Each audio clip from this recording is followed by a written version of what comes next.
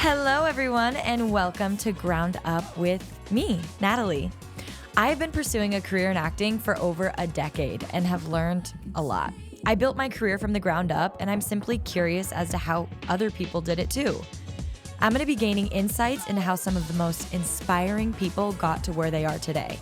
I'll interview entrepreneurs, actors, thought leaders, health experts, and many more.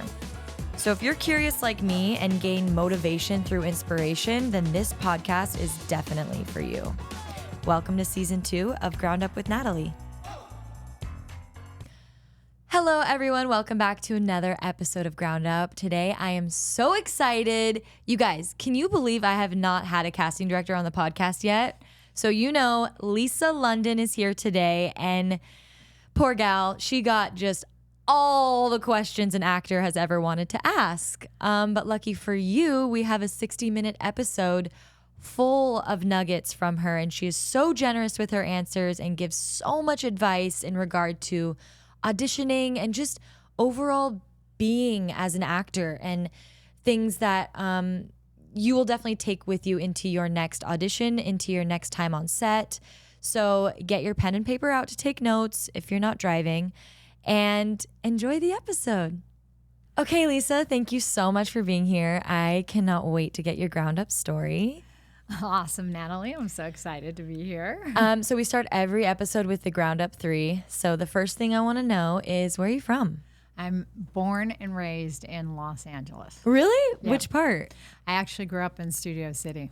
And you're there now? Yeah. Wow. I mean, it's not that I haven't moved out of Studio City and come back, but I love Studio City. So, I love Studio City. It's so nice. And my parents still live there, so. Oh my God. Yeah. In the same house you grew up in? No. Okay. I'm always jealous of people that are in the same house where they can go into their childhood house in their childhood bedroom at like 30 years old. I don't have that either. No. My parents moved in that house when I was in college, so it wasn't the house I grew up in. Got it. Where did you go to college? USC, University of Southern California. Nice. Yeah. Okay, what was your first dream job when you were a kid? My first dream job was, well, funny enough, because which I'll tell you that story when we get to it, but I grew up in the business. So I had this big dream job that I was going to be a producer. Okay. Yeah. Oh, wow. Okay. Because Interesting. I grew up in the business, so I was, around all of that. You knew it was something in entertainment. In yeah. entertainment. In Showbiz. Yes. And then what was your first job? Like paid job? Yeah, my first paid job, I worked as a cashier at McDonald's. Did you really? Yes. Oh my God. In Studio City? Yes. Really? Yeah, so one of my friends from high school, her father owned the McDonald's in Studio City, which is no longer there. Wow. It's okay. not there. But that was my first job working. And she was like, I can get you a job at McDonald's. And you're like, say less. I'm down. I don't know. So I got a job working there. I don't know that I was that good at it, but you did it. Yeah. I mean, at 16, it's so, or like however, there's just, it's fun to get a paycheck at the end of the week. Yeah, right? It was cool. And to have some purpose. You're Yeah. like, ooh, I'm going to work like an adult. I'm going to work at Yeah. McDonald's. Yeah. Mickey D's. Exactly. I couldn't wait to get a job right when I turned 16. I was like, I want a paycheck. So I would love to start by kind of truly getting your ground up story and like a peek behind the curtain of what it's like to pursue a career in casting directing. And maybe it didn't start there for you, but I know like from the ground up how to start a career in acting, right? Like every step I had to take. But what doors did you have to knock on, or pitch emails did you have to send, or what did that look like to start really pursuing a career in casting directing? Well, I have a very interesting and unique story. Okay. And that is because my father was a very successful television director in the 70s, 80s, and 90s. And his name's Jerry London, my awesome dad. And he directed every successful television show from Brady Bunch, Partridge Family, $6 Million Man, Rockford Files, Kojak, Bionic Woman, like a Police Story, every one that you could think of. My dad directed miniseries. He directed the original Shogun, not the one that's on Hulu, but the original one with Richard Chamberlain. And he worked with 25 Academy Award winners. So I grew up on sets. And when I was, in school, I'd go to my friends, hey, you want to come with me? We're going over and we're going to go on the set of The Partridge Family. And they'd go, yeah, sure. And that was just part of my life. And so I loved actors. And I always liked talking to actors. And that was really fun for me. So that's why I said at the beginning that I knew I'd end up somewhere in show business because I liked it. That was so fun to me to hang out on sets and talk to actors and the crew. So I went to college at the University of Southern California. I studied cinema television. And when during my summers of college, I would work as a production assistant for my father on sets. Okay. And I got a great education because there's nothing like being on a set and being a PA. And I got to work with all different departments and learn lots of things. And I asked a lot of questions. And so when I graduated, my dad was doing a project for Aaron Spelling, actually. Okay. And it was called Hotel. And I was a production assistant, but I got to sit in on the casting sessions. He just let me do that. And those casting directors at the time, who had a very successful company, asked me what I think. And here am I sitting in this. And how old are you at this point? 23, 4, something like that. So I'm sitting in these casting sessions and they go, what do you think? And I go, oh, he's really good. She's good. No, that one doesn't work. But those two would be great together. That one, And so oh my God. I just was like this kid who was giving opinions, because it's what I saw, right? And 3 months later, they called me and said, hey, we've interviewed a lot of assistants and we think you'd be really good at this. Do you want a job in casting? And I was like, what? Yeah. You never even thought about it, but you were naturally, it was almost like you were listening to your intuition, because when you're younger, you have that like, okay, well, no, this is what I think and this is what I think. And right. And so that's how it happened. So they offered me a job. I was working as a production assistant for a different company, Stephen Canal at the time. And I said, okay, I'll go to work in casting. And that's where I started, as an assistant. Okay. And I did that for a couple of years. And then I got a job over at Lorimar, which is now Warner Brothers. And I went to work with the late, great Barbara Miller.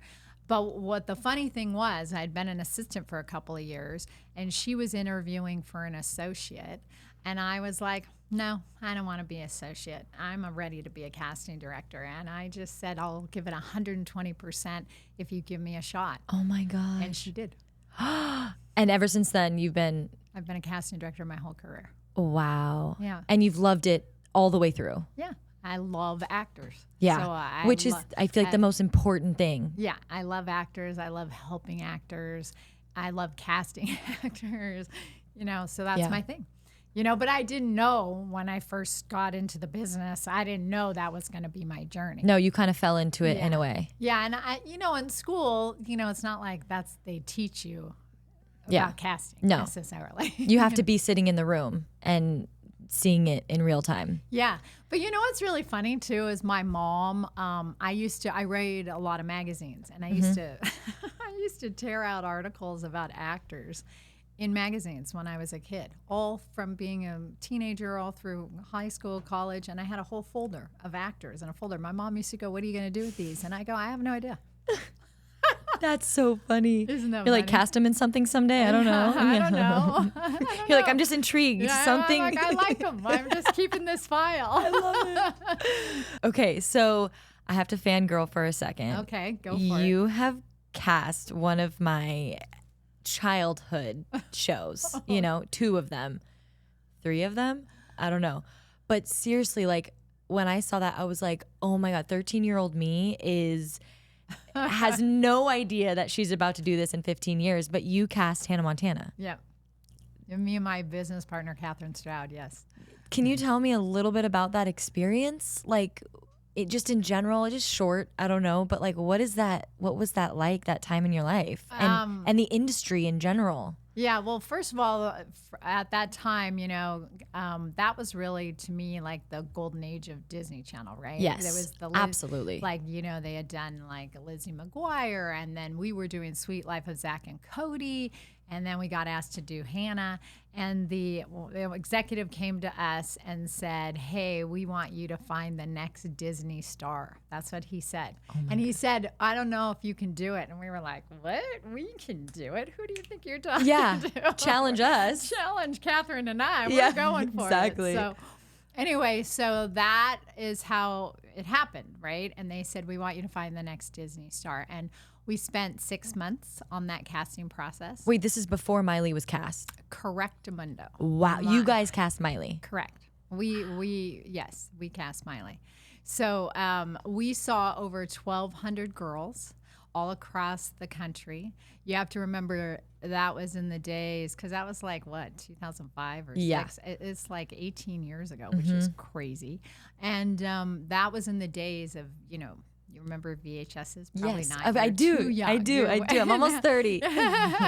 But that was in those days where they had VHSs. We didn't even have the process that we do now, where you do links and all of that. Not even close. No. Yeah. So we got tapes from all over the place. We read girls. Lots of girls came in our office. We auditioned them. We worked with them. We did all kinds of things. And Miley had not a lot of credits, obviously. She had been on stage with her father. She'd done a few little things.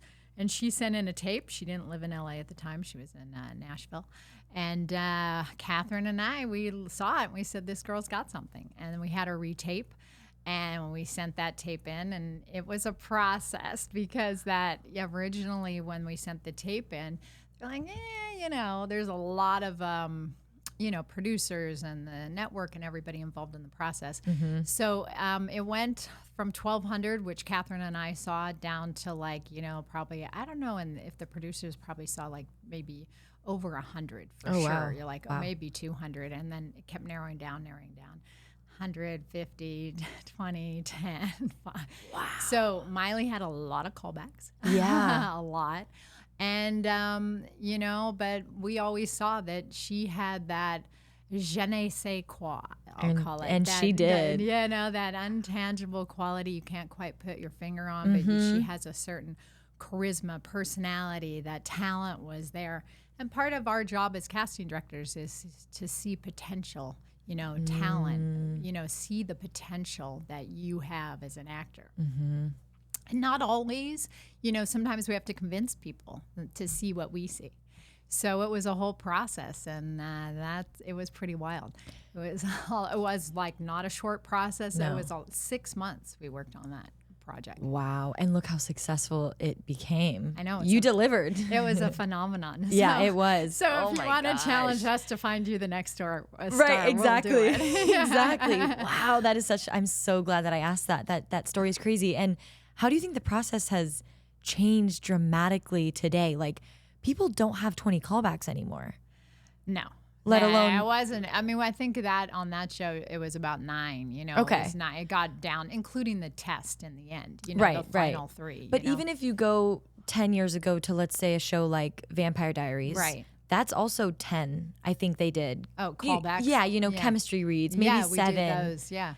But now I feel like, and correct me if I'm wrong, I feel like because our tapes are going so far and they're so high quality and stuff, that they're like 3 or 4.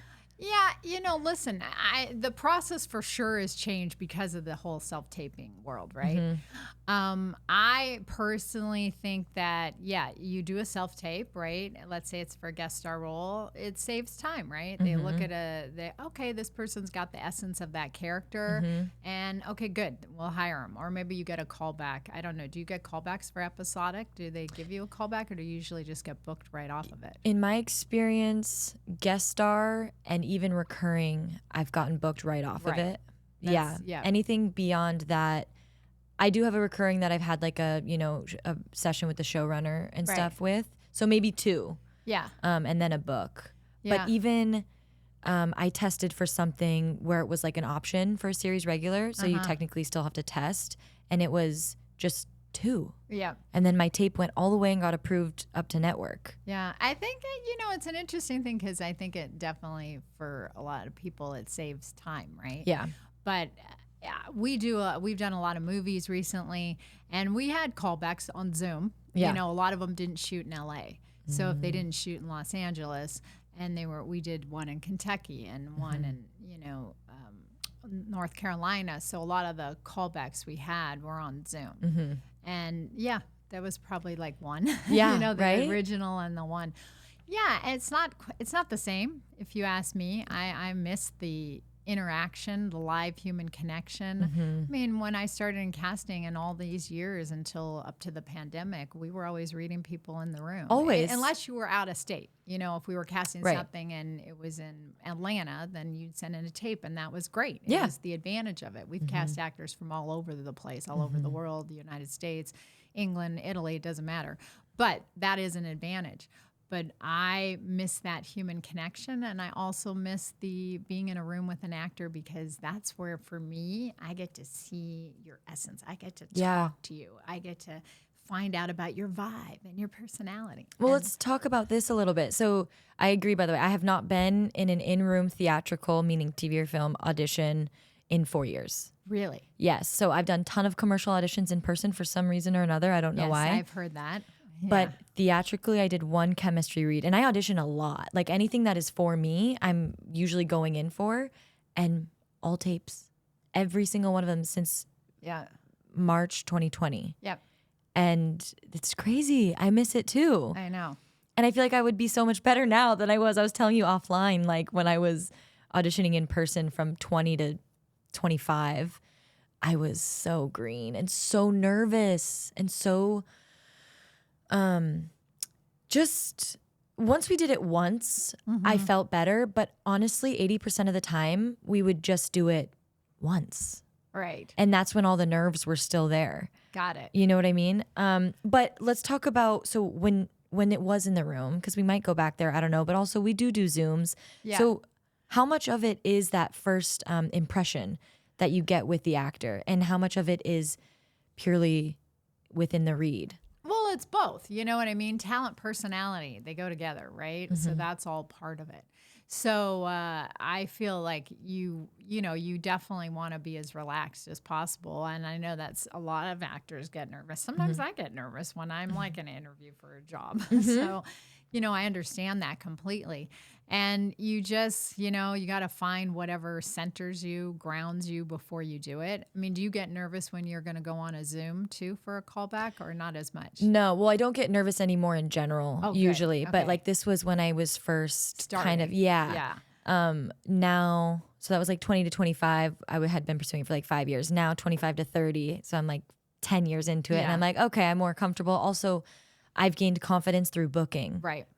That's part of it. You gain the confidence the more you do it. Exactly. Also, I always tell actors to do, like, take that nervousness and turn it into nervous excitement. Like, hey, this is so fun. I'm going to audition for this television show, or I'm going to audition for this movie. Like, don't take it so much as a negative. Oh my God, I'm so nervous. Right. Try to turn it into nervous excitement. Use it. Use it. You know, there's no reason not to. I mean, when actors would come in the room, or even on Zoom, because I've done a lot of Zoom auditions, first auditions with me, Zoom callbacks, and people, oh, I'm so nervous. I'm like, oh, okay, nothing to be nervous about. Just relax. Let's have fun, you know? And I feel that's part of our job, to help you guys as actors, to just relax and be your best self so you can do the best performance. Right, because you guys obviously want to book someone on this. You want all of us to do well. Yeah, we want you to do good. That's 100%. Casting directors are looking for actors to do a good job, because if you do a good job, you make us look good. And then that's, okay, this role, done. Yeah. So let's talk about the back end of being a casting director. Like, how do you get jobs? I get jobs by promoting, like it's either word of mouth, projects people seeing. I reach out to producers, directors, network people, executives, studio execs. Like, we're like actors. When you're independent and you're not on staff, you're promoting. It's promotion, promotion, promotion, and more promotion. Wow. Okay, so someone reaches out and they're like, hey, Lisa, we love your work. We'd love you to cast this TV show. Right. Here are the characters? Or okay. So then we read the script, and then we have a meeting and we talk about what they're looking for. And then we take it from there, using what they've told us and then our creative imagination. Okay. And then we take a script and we do a breakdown of all the characters based on what the writer, producer, director has told us. And we create that, and then we send it out to agents and managers, unless we're doing a search. And then it goes from there. Okay, so the back end of agents and managers. So you put it off into a portal that the public can't access to submit themselves on. Like we tend to use Breakdown Express. So we're using that portal, right, for film and TV. There's other ones. There's lots of them, casting networks, there's a bunch, right, backstage. But that's the portal we mainly use. Goes to agents and managers. They submit their clients. We go through it. They call us. They do pitches. We go, okay, great.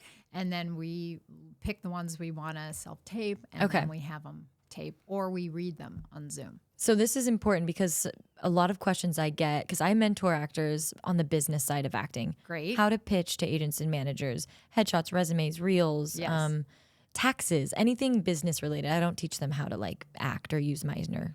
There's so many studios for that. No, but I understand. A question I get is like, how do I get auditions? How do I get auditions? How do I get auditions? So my main topic that I have been talking to so many actors about is representation and the importance of it.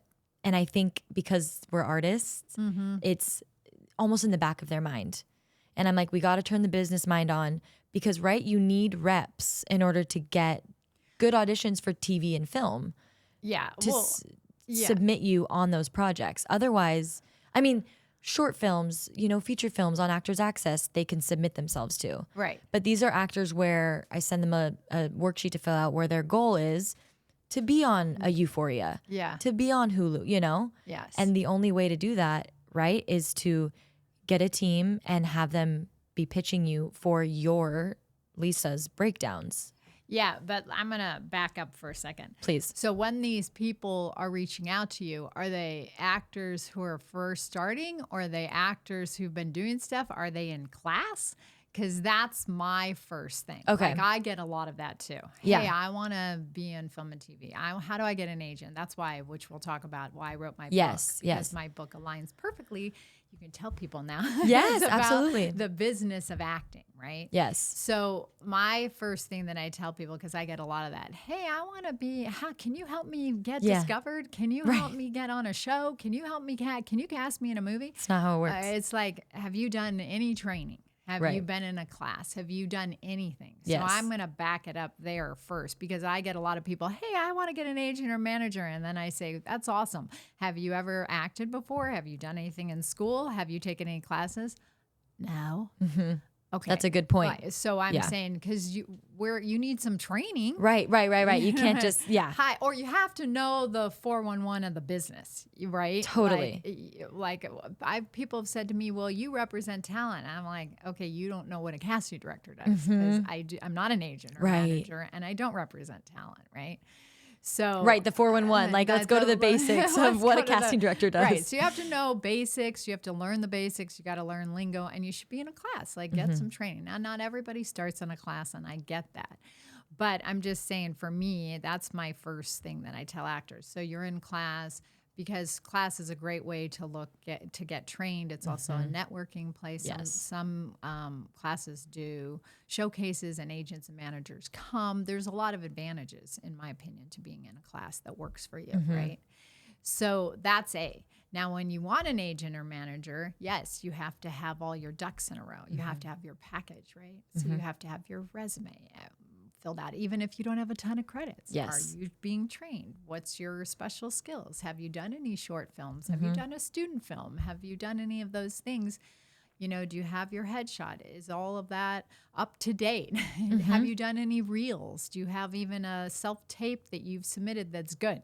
Yes. So all of that comes into play, other than, hey, here's a Polaroid picture of me and I want an agent. Right. Totally. Yes. I mean? All of that. That is exactly what I say. If they're like brand new acting class, for sure, because of the community, like you were saying. Yeah. Because there's other students in class that are dealing with things, and they ask questions, and then you listen and ask more questions, and you start figuring out the 411 of the industry, right? Correct.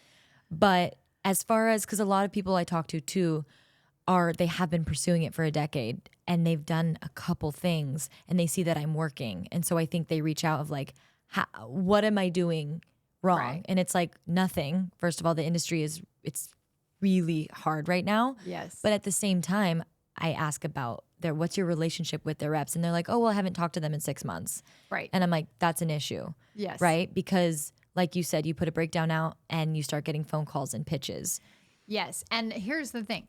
It is an actor's responsibility to be in communication with their reps. That's 100% correct. They have, I'm not telling you call them every day. They're busy, but, find out when you get an agent or a manager, what do they like? Can you email them?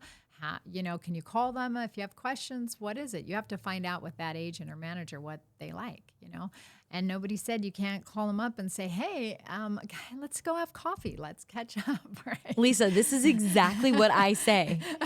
Verbatim in all my sessions.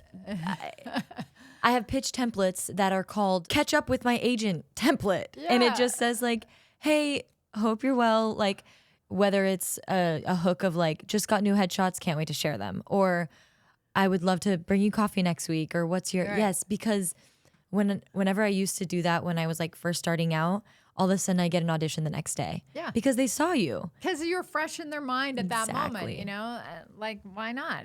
That's what I agree 100%. That's, you got to figure out what works, but you haven't talked to them in 6 months. That's not so good. How are they supposed to pick up the phone and pitch you on something like a series regular role when you don't have that relationship? And I know it's hard, but that is just one of the hard things of this industry is like letting agents go that don't work for you. Yeah. But you have to remember too, this business is really is about the human connection and it's about relationships. So that's what you're doing. You want a relationship with your agent and manager, right? That's true. You want relationships with casting directors, And I always say that, like you were asking me at the beginning and saying, oh, I loved talking to actors. It still is my favorite thing to do. I'll be in a restaurant and go, are you an actor, to a waiter? And they'll go, yeah. And I'll go, oh my God, here's my card, reach out. Yeah. Because I want to help actors and I like talking to them and getting to know you. So it's all about that. Do you think most casting directors are like that just in general? Is that why a lot of like your peers get into the business? Do they enjoy? I don't know. I mean, I know a lot of them and they're great. They're awesome. They love actors. They're super friendly. They want to help actors. They love casting them. I mean, I can only speak for me, but a lot of the ones I know who I'm friends with are awesome. Go ahead. I was just going to say, people take it like actors go, oh my God, casting directors, we're human beings, people. Well, that's what I want to talk about right now. I was telling Lisa offline that like, I've never had a full conversation with a casting director that wasn't in regard to like an audition or the character while we're in the room. I don't know what that reasoning is, if I just haven't like bumped into them or, I don't go to like workshops or anything like that. I don't know if that's normal or not, but I would love to normalize that relationship. But I feel like from people I've talked to, as well as my own experience, there is that weird void or like that weird disconnect and space between you and I of like, oh my God, you have all the power to cast me, to make me follow my dream. You know what I mean? It's like this weird thing that I'm now at 29 fully aware that is not the case. Right. You are a human who's doing their job, who woke up and grabbed a coffee and like took their dog for a walk and then exactly. You know what I mean? Every day. Yeah. My dog for a walk.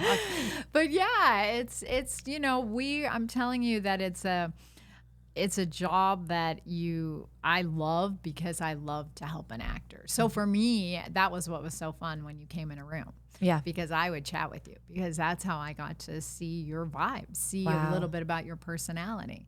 And if you came in, let's just say, and you were a little bit nervous back then when you're first starting, or anybody who is, I would be like, oh, hey, how's it going? Like, where are you from? And I would get to know you, break that out. Yeah. Oh, hey, she's cool. Not about that I'm trying to be cool. I'm not. It's just that. Well, it's helpful for us. I'm just trying to go, hey, let's just have a conversation, because I feel it makes actors be more at ease.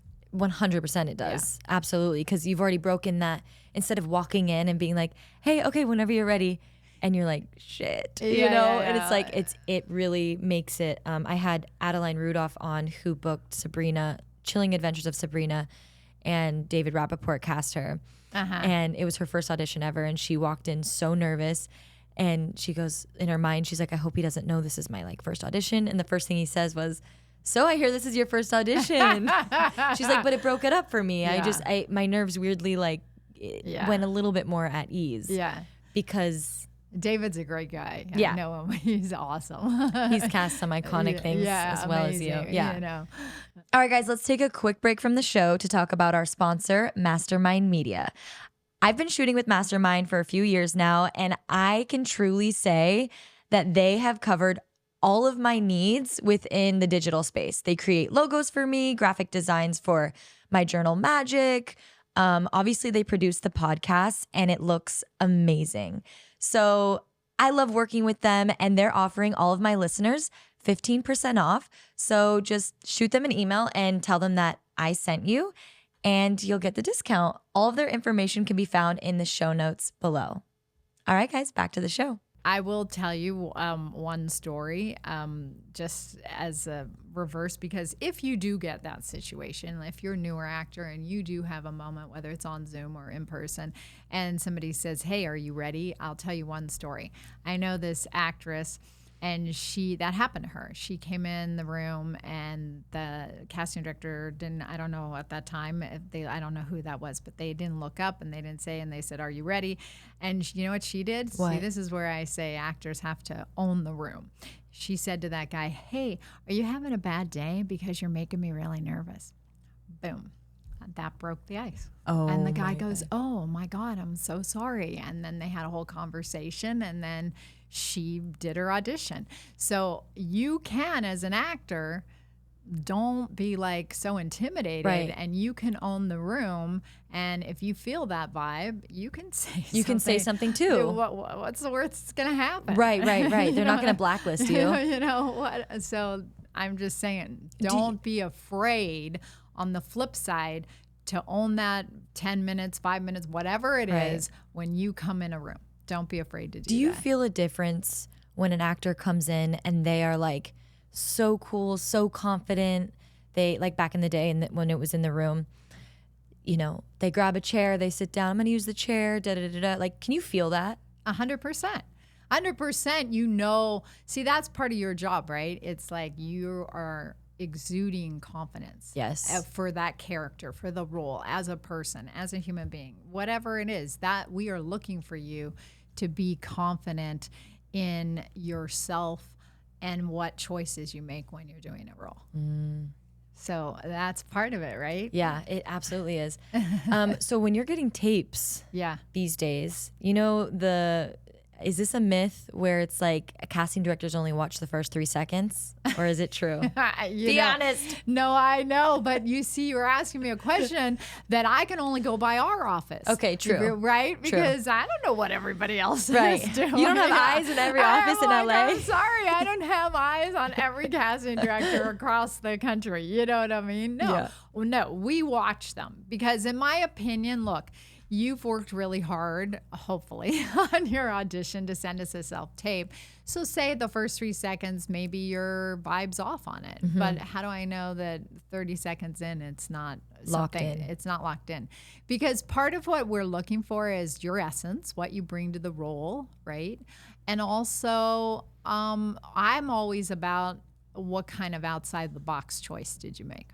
Ooh. And now I'm going to say that. So say I got 50 self-tapes. 45 of them everybody's going to have done the same thing, exactly what's written on the page. And then there's that 5 people that will have maybe done something a little bit different that fits within the character. Right. But those are the ones that I think stand out. And as an example, you know, the late, great Robin Williams, when he auditioned for Mork and Mindy, he was playing an alien, and he auditioned standing on his head. So, I mean, that fit, right? He was an alien. So, I mean, but you have to do it within what the character would do. Yeah. But you don't have to do exactly, you know, okay, you take the character description. It's up to your creative imagination to figure out what you want to do. Oh my God. Mind is blown. I love all of this. So you just said that you get the character description and then you do it to your creative imagination. Yes. What about the sides, the audition, and the stage direction? Yeah, what about it? Do we need to take every breath, every beat, every sit in a chair, every looks to the left, whatever it says? Well, how can you do that if you're doing a self-tape unless you have like one of these guys following you with a professional camera? Like, how are you going to do that, right? Right. You can't be like up, down, this, that. It's not possible. Right. You know, and that's not for film and TV. That's not what we don't need the whole stage blocking, all the blocking. That's not what we're going for. Is there a little moment maybe where you walk into a scene and you sit? That's fine. Mm-hmm. Are you pissed off at the end and you have to walk out? Walk out. Mm-hmm. You know what I'm saying? Mm-hmm. But every little simple, okay, I got to punch him in the head and then I'm rolling on the floor. Right. And that would be a no. Right. Yeah. That would be a no. But so you think that the audition is really a roadmap. And I wasn't necessarily saying like doing things that would take the camera away, but just I feel like sometimes, it says long pause. In the audition. Yes. In the writing. Yeah. You could take that long pause 4 sentences down. It doesn't have to be right at that moment, right? Well, this is where it's up to your creative imagination. Like that's what you have to do what works for you. I mean, that's the writer's interpretation. Mm-hmm. And no offense to any writers. It's the writer's interpretation. Now it's up to you, the actor's interpretation, right? Because the other thing is you have to make your choices based on what you think. You can't be worrying about what we want because that's ridiculous. You're not in our heads. You're not in the director's head. You can't do that. You got to do what you want. Can't be worrying about that. I get that. Well, I don't know what they want. I go, stop worrying about what we want. Just do you. So that's really important. But the other thing is what happens is when you've made your choices, you've sent in the tape, we like it, and you get a callback. What do you think the most important thing is when you get a callback with a director or a producer or a casting director?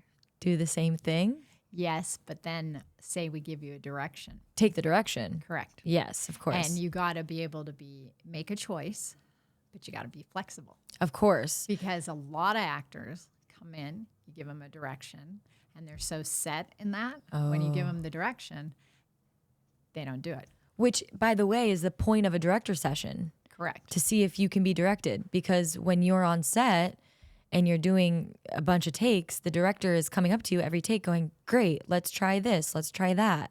And if you simply can't take direction in a callback, that is going to be a defining factor of why you wouldn't get cast. You nailed it. Exactly. That's what I tell actors all the time. That happens so much, you'd be surprised. And also I tell actors, don't be afraid to clarify. Hey, sometimes do you ever, I don't know with you, but like as a director or somebody, casting director ever giving you direction, you're like, oh, I'm not sure what that means exactly. Absolutely. So say, hey, just to clarify, do you mean this? Mm-hmm. Who says you can't do that? Who says you can't do that? Also, why not? When you're on set and that happens, you are now one with the director. You are no longer vying for anything. That is the conversation from experience. It's like, wait, hold on. So interesting. So I don't like him yet, but there's something underneath where I'm having like feelings for him. And he's like, yes. And I'm like, okay, I thought you were saying that I think he's cute off the bat and I already like him. You know what I mean? Like clarifying, and you could read it back to them. Right. The direction that they gave you. Because it's all about collaboration, right? Mm-hmm. That's what it is. You're as an actor, collaborating with your director, producer. That's what you're doing. It's a collaboration. So don't be afraid on a callback if you don't totally understand it to clarify it in a nice way. Mm-hmm. Be kind about it.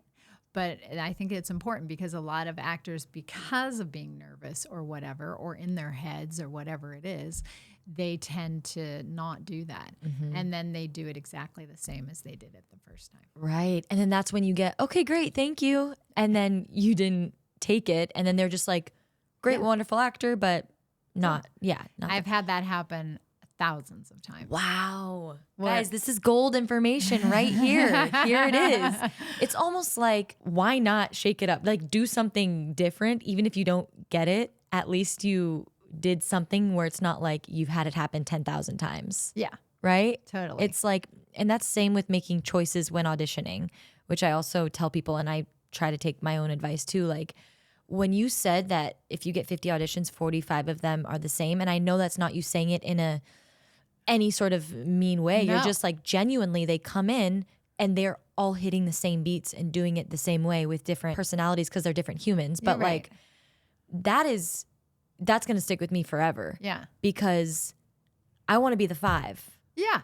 I really do. And it's up to you to, you know, figure that out and just make outside of the box choices. And what do you think that is? Like you sitting down with your sides and or your audition and really breaking that down and it's just figuring it out, like for yourself. Like, here's another story. I did a show many moons ago called Ellen with Ellen DeGeneres before her talk show, and the Giovanni Ribisi, who was at the start of his career. You remember Giovanni? He was in like Saving Private Ryan and Gone in 60 Seconds, and then he did a show on Amazon called Sneaky Pete. He's an amazing actor. So I cast him very early in his career. And he came in on that show for Ellen and for the role of a grocery store clerk, like a one-scene grocery store clerk. And he came in and did the entire scene cross-eyed. Now, it didn't say that on the page, nowhere in the page. He did that for the producer, director, myself, did it cross-eyed. Director said, hey, that was really good. Try it like this. And he booked the job. Wow. So that's an example. Creative imagination. Right, and that's how he decided to play the part.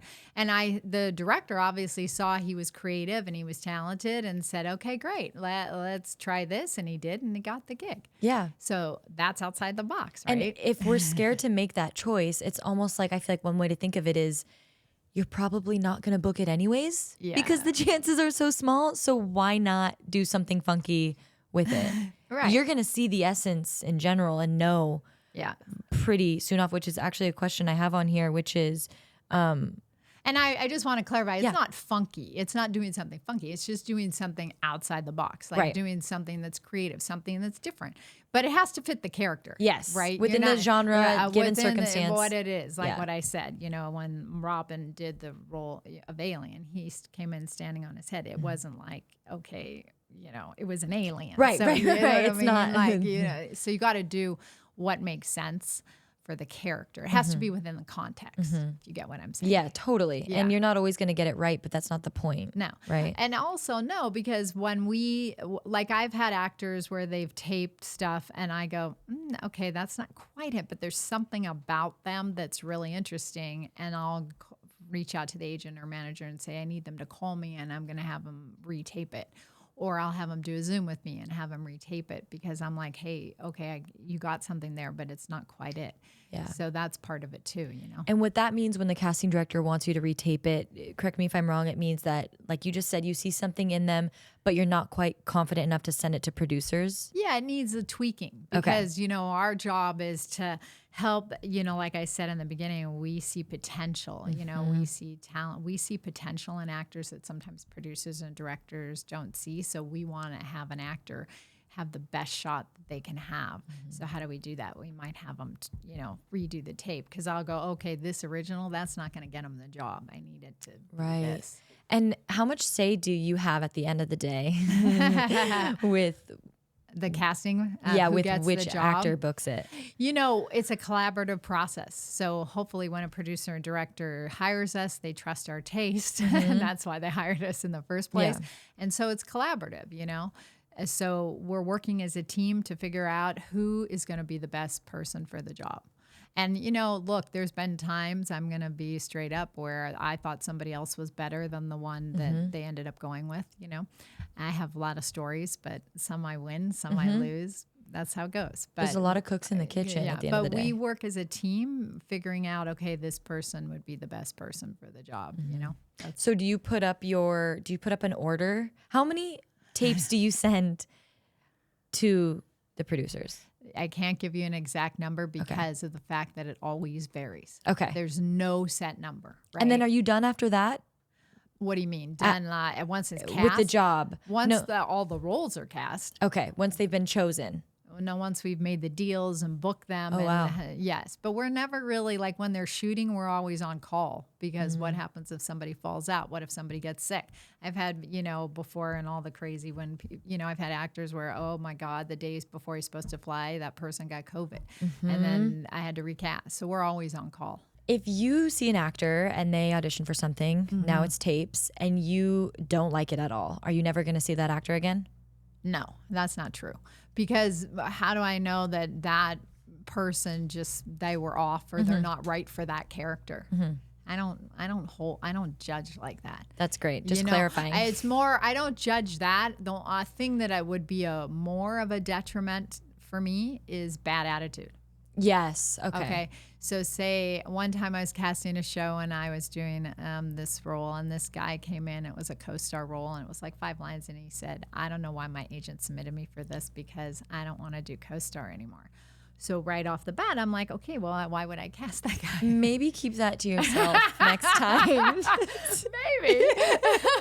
Just a thought. Just a thought, But that's what I mean by attitude. Attitude is more of a negative than, okay, they didn't nail this part, And another piece of advice I'd give to actors is please, do you know how many apology letters I used to get? Like, oh my God, I really felt like I blew my audition and I did such a terrible job and I did this. And do you think that we necessarily think that? No. Yeah, exactly. That is, I would not think that. I would think emails I would never think apology emails. Interesting. Yeah, I used to get letters, hi, I really blew it. And I'd go back to my notes and I'd be like, what are they talking about? So, wow. Guys, you heard it here. Don't email casting directors and say sorry. Unless, you really did something egregious. No, I mean, that's good. That's definitely good advice. But don't apologize because I thought my audition was off. Because what if we didn't think it was off? Right. Exactly. Also in the room, and you don't have to speak to this, but my unprofessional advice would be don't say sorry in the room either. Yeah. For anything, You Correct. just go in there, you do your best. If you mess up, then it's okay. Oh my gosh, the amount of auditions that I left crying just because I felt. So here's my process of auditioning when it used to be in person was, and I've done it recently too. I get really excited. Okay. For getting the audition, right? And then you drive there and you've prepped, maybe you've coached, maybe not, but you've prepped, 7 pages for series regular, recurring, whatever. And you're in the waiting room, all these nerves, all this excitement, you go in and it's 2 minutes. Okay. And so I think it was the adrenaline or something that would drop immediately because I would get no confirmation from the casting director or anyone that, nice. I've never had terrible experiences with people being mean, but just okay, thank you so much. And I think that you didn't, get it or whatever. That's what I would think. And so I would leave and I'd walk out and I would just start crying. Oh my God, I'm so sorry. It was just I know. I don't know what. Sorry. I'm one of the people that went on 300 auditions before they booked their first thing. Right. I understand. So it was just oh my God, another one. Yeah. Well, and that's part, you psych yourself up for it. Yeah. And then it's the letdown in your own mind. Okay, I got this. I'm really excited. I'm going in. I'm going to do the best job I can do. And then you're like, okay, great. Thank you so much. Yeah. And then you walk out and you're like, oh my God. And then did you go in your head and go, I blew it. Yeah. I stunk. I was terrible. Yeah. I'm never going to get a book. Yeah. You can't do any of that. Can't do it. That's why mindset is so important in 100%. strengthening that and taking care of yourself. Yeah. Now I've realized that just, first of all, getting the opportunity, knowing I put in my best work is the best that I can do. And then I walk away from it. Also, I've realized that I love having fun in sessions when we do it a couple times. And I'm like, ooh, that was as good as, of course, I hope I booked it, but yes, I'm good with that, fun director session or the casting director let me play for a couple times. And that is, I get so grateful for that. Yeah, because that's what I love about it. Yeah. For sure. But in mindset, that first, let me say that's what I love about it in terms of the fact that when you come in a room or on Zoom, at least, when you're having a reading with the casting director, you get to play a little bit. I always try it a couple of times, you know, and talk about it. But I will say mindset is your most important tool you can use. You have got to have a mindset in this business where you're like, okay, I get to create, part of you, I hate saying this, but it's the truth. As actors, your job is to audition. Yes. And that's your job. Getting the job is the icing on the cake. Yes. So you got to treat it like, oh, hey, I get to meet this casting director. I get to meet this director, producer. I'm going in. I'm going to have a great time. It's going to be so fun. And you go and you walk out and let it go. Seriously. Let it go. Let it go. Not that I can sing, but I'm just saying, you know, my father used to always say to me, because I used to call my dad when I still do, but I call my father up and I'd be like, I mean, as an independent casting director, there were some jobs I really wanted and I didn't get them. And I called my father and I'd be crying. And I'm like, oh my God, Dad, I didn't get it. I must stink as God. My dad's like, what are you talking about? You're a great casting director. He goes, you know this business. My dad would go, let it go. Next. Literally. And that's the mindset as an actor you have to have. Yeah. Next, if that one wasn't for you, okay, the next one's coming. What advice can you give to someone who's listening to this right now and they're at the point where they're you know, getting callbacks, maybe they're testing and it's them and 2 other people now. They're getting pinned and they're just not booking it. They're on the brink and their mindset is shaky. Like what, you know, let it go, yes, but I remember being in the zone of like, and I still am, of course, and forever will be, but just where you're just testing, getting pinned and not booking it. And it's like, yes, this is so great. But at the same time, like another actor would look at me and be like, you're so lucky. And it's like, but there is a real thoughts of like, well, why aren't I booking it? Right. Except that if you're that close, your time's coming. That's really the mindset that I would say. You're on the brink. You might have, who knows how many of those tests, callbacks, whatever. You could have 100, who knows? But you have to have the mindset. If this is what you love and this is what you're passionate about, you have to keep going because that's your dream. And are you going to give up your dream because you didn't get this job or that job or this job? No, you keep going. And you know how many actors, super famous, well-known, talk about that? I mean, all the time. You know, John Krasinski there's a video about him, how he almost was leaving town. You know, he'd been here a number of years and he was about to leave. He called his mom and said, Mom, I'm done. Come get me. And she said, no, just give it a little more time. I don't remember the exact month or whatever. And he goes, okay. She goes something like, I might have it not exact right, but like, give it to the end of the year or whatever. And then right at the end of the year, he booked The Office and that turned his career around. So you just never know. Yeah. That's the point. So if you're on the brink and you've done these tests and you've done these callbacks and you're just like so close to happening, it's going to happen. Right. You have to have the mindset, it's going to happen. Just wasn't this one. That's such great advice. On the brink. It just means you're on the brink. You're on the brink and it's about to happen. You know, Gal Gadot was famously said too that she was about to quit before Wonder Woman. She was like, truly, she's like, I have kids, I have a family. I'm just gonna start focusing on that. Yeah. And she was on an airplane when she landed and had a voicemail from her agent that she booked Wonder Woman.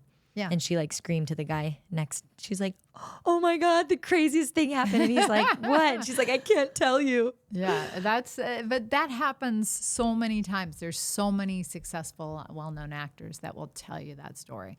You know what I mean? I mean, there's a great one with Bryan Cranston where he talks about, I think he'd been here doing these little parts and this and that and all these things. And then at 40, he booked Malcolm in the Middle.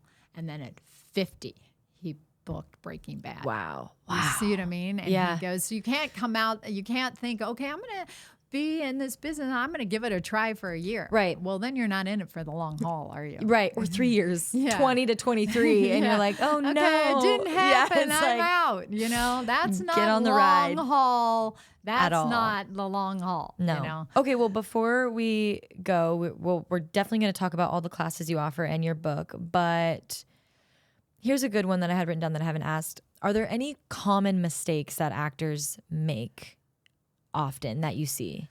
Yeah. Okay. So I will say a couple things on common mistakes. One is not being prepared. Okay. And you're like looking at me with your beautiful brown eyes surprised. And I'm like, yeah, I've had people not be prepared. right? They might, let's say it's a show on TV or on streaming right now. You have no excuse, right? You get an audition for it. You've never seen it. Watch it, right? That's obvious. Okay. But do you know the genre? Do you know the type of character? Like, let's say you're playing a lawyer with a bunch of legal jargon. Do you know what they mean? Do you know what the words mean? I did a legal show many years ago. And I have to say, it was a law show, and people would come in and they, like, the legal jargon, they would like, well, I don't really know what it means. And you're like, oh my God, okay, you didn't look it up. Yeah. Like, how do you communicate a concept if you don't understand what it means? Exactly. There's no way to do that. So you must be prepared. Like, do your homework, do your research, know the genre, know what type of show it is. Be able to have a simple conversation about it if that's going to happen. For sure. And do your homework, research it if it's on TV, and then research the players. Who's the producer, the director, the casting director? If you've never seen their work, look them up. Yeah. Watch some of it. Because, you never know. In my opinion, like I said back in the beginning, it's your 5-10 minutes in a room. Communicate. Right. Oh my God, I saw your show. I love it so much. It's one of my, it's so well done. Whatever. Be real. Be a person. Right. So research, being prepared, not being prepared is one of the common mistakes. Obviously, choice is up to you and your creative imagination, which we've talked about.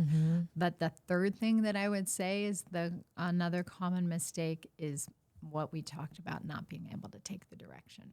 They don't process. You're so either in your head, right? You're so stuck, or you're so stuck in your choice. And it doesn't even matter if this is kids, adults, it doesn't matter, because kids do it too. You give a kid direction and they do the same thing. It doesn't matter. Adults do it, kids do it. So it's being able to process direction. You have to be flexible in this business and malleable, right? You want to be able to be changed. Tom Hanks says, I always come to the set with a lot of ideas. And I think that's a great point of view, because you should have ideas. What if a director says, how about this? And you go, okay, that's great. Can we try this? And they go, yeah, you want to have ideas. So flexibility and taking direction, to me, is a common mistake that actors make, where they're too stuck here. Do you think that separates the great actors from the good actors? 100%. Because they're able to do things, and they listen, and they change, and they try new things, and they're open. You got to be open as an actor. You got to be open and willing. That's what we have, right? All you have as an actor, is your willingness to try new things. And if you're not listening to the director, are you going to listen to your scene partner? Right, and that's a big part of it, because what's acting about? Listening and reacting. Listening and reacting. I say that all the time. Yeah, it's true. And someone who's been on sets as a recurring, which means I'm a guest on a lot of people's shows, is that you have to come in with your own ideas and stuff, and then you're working with people who do this every single day of the week. This is their show, their character, and everything like that. So you have to be ready to be malleable to whatever they give you. But also bring your ideas, because 90% of the time they're great people who are actors and love to create and act. But you can either come in with no ideas and just do what you did and you'll get away with it. But I think that's kind of what makes a difference between, someone who you can even be brought back if you make a difference. Yeah. You could be written in more. Oh, for sure. I've had actors who came in when I did Sweet Life of Zach and Cody, Adrian Armonti, who we cast as Esteban in that show. You remember that? Yes, of course. We're really great friends, and I've known him for whatever that was, 20 years. It's hard to believe. That was 2004. But that was supposed to be like 2 episodes. No, it wasn't. Yes, it was. It was written as Esteban. Esteban. That was 2 episodes. He always thanks me and says I'm the reason for his career. But I'm saying 2 episodes. It was a 2-episode arc, and they turned it into 3 years on Sweet Life and 3 years of Sweet Life on Deck. Such a good example. That's a perfect example, because he was so unique. He brought so much special sauce to that character that was not written. No, special sauce all the way. Adrian's such a genius, and he's so funny. So that's a perfect example. So you always bring your A game. right? No matter what audition, you always do your A game, because you could audition for me for a part and I go, wow, Natalee is amazing. She's not really right for this, but I'm going to keep her in mind for this other part, or I'm going to keep her in mind for this other project that I'm doing. You see, so you always bring your A game. And that's what I would say are my not to do's. Those were 3 great ones, seriously.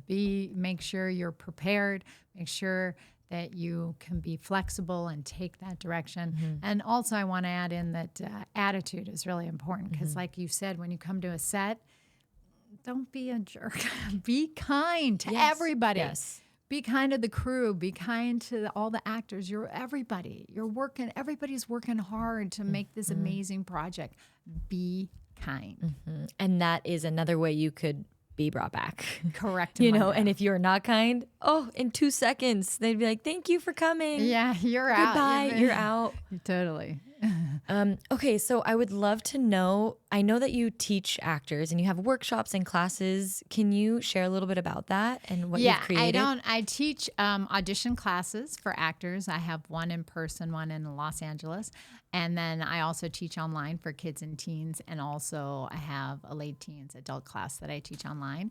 And sometimes I teach around the country for weekends or week-long camps, summer programs. But I also do I'm setting up to do some weekend things in different places. Ooh, cool. Yeah, I'm excited. But audition classes, that's what I Important do. skills to learn. I love that. I love helping actors, and we go over, it's not just about audition technique, but, helping you with setting goals and making things happen in your career and doing improv so you can be flexible, No, that's so important, because you're not just teaching audition, right? But what are the things you're doing outside of acting that can help propel you?